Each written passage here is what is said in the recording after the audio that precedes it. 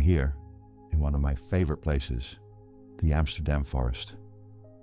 Human hands made it, but nature took its sweet time transforming it into something that feels entirely its own. Every tree, every wild patch, even the weeds, they're all just allowed to be. Nothing forced, nothing trying too hard. That always gets me. It makes me pause and realize we're not that different. Each of us carries that same raw, untamed uniqueness. And no, I don't mean in the motivational poster sense, where everyone's special because of some talent or quirky haircut. I mean the real kind, how each of us sees, feels, and interprets the world in a way no one else quite can. That's our superpower. But honestly, it can just as easily be our biggest trap. One day, a mother reached out, her voice full of worry. Her son had trauma from past hospital treatments and now faced yet another operation. Afterward, they'd be housebound for at least a week. No visitors allowed. The doctor's advice was blunt. Don't risk it. She was overwhelmed, anxious, desperate. How am I supposed to get through this? She asked me. We talked. I gave her a few tools, simple things, just enough to give her some grip as she faced what was coming. 5 days after the surgery, she called again.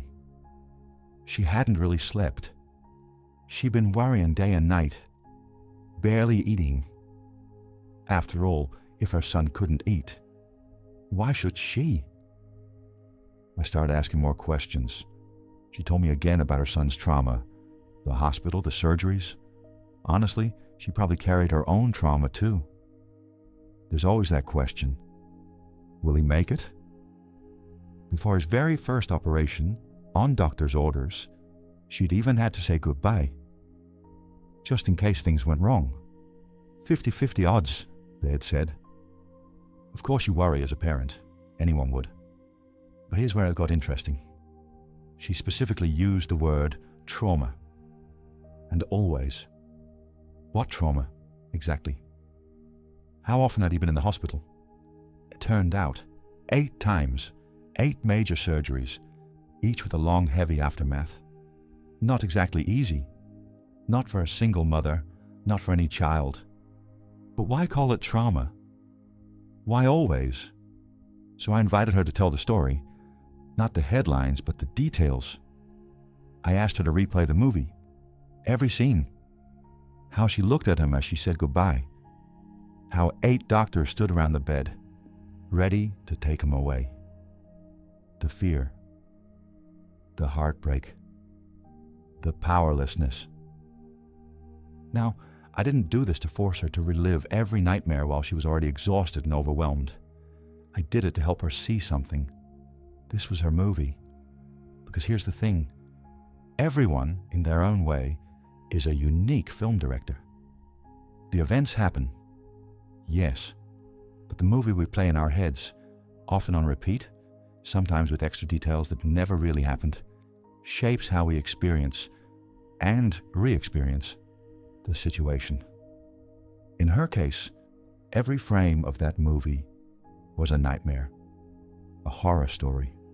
And don't get me wrong, I'm not minimizing any of it. This was brutal. She could have lost her child 8 times over. So most of us have practiced making disaster movies for so long, it feels like the only genre we know. But what if, just for today, you tried a different script? So I asked her to pause that movie, to park it somewhere in the room in her own way. Then I invited her to make a new movie. Same facts, but now told through the lens of hope, optimism, love, and resilience. In the new movie, that first surgery wasn't a coin toss between life and death. It was a 50% chance for hope. The goodbye wasn't a scene of dread, but a kiss fueled by love and a stubborn belief that things could still turn out right. That somehow they'd get through it together. The doctors in the room? Suddenly, they weren't just grim-faced professionals. They were part of her support system, Their skill, their presence, her trust in them, and most of all, the acceptance that you simply can't control everything, not life, not death, brought a surprising calm, a quiet confidence, the presence of a mother who wasn't lost in panic, but anchored in strength, ready to be there for her little boy. And that movie? That makes the difference. Because in that story, her son didn't walk away traumatized. He woke up to days filled with care, with attention from everyone around him. Hugs, cards, special visits. This was a chapter about strength, about victory, about adventure and survival. A film you wouldn't wish on anyone unless you had to.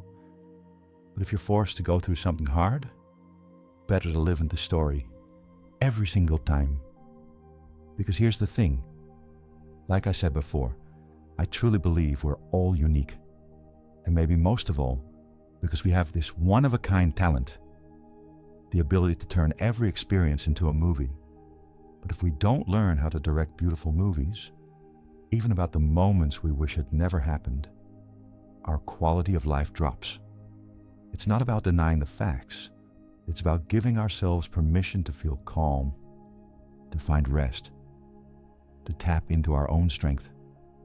The worse the movie, the more often we replay it, the more anxiety, stress, and sleepless nights we create for ourselves.